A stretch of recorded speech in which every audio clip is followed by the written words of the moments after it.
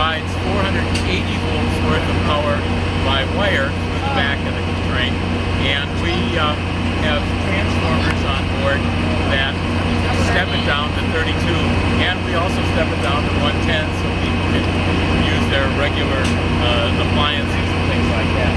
Interestingly, the same as they were for all time. They're air brakes. George Westinghouse invented the air brake 140 years ago, 50 years ago now, 150 years, and then the same system with modern.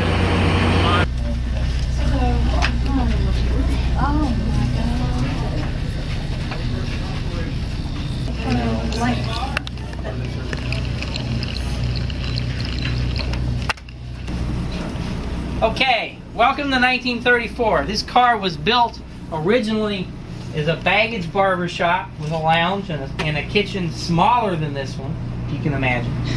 In 1934, it was rebuilt by the Pullman company.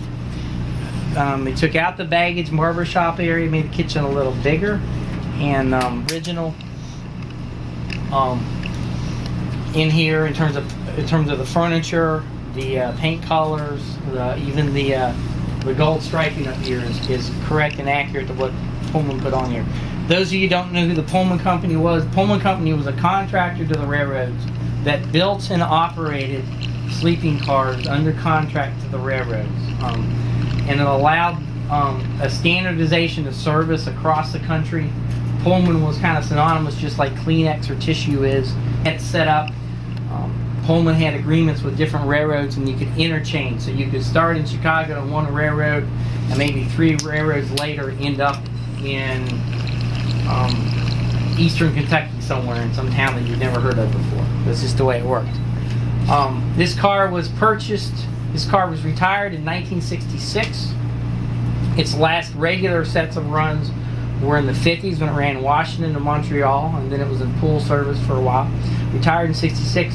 The Washington, D.C. chapter of the National Railway Historic Society bought it in 1979 with the goal of restoring it to mainline operation, which we've achieved.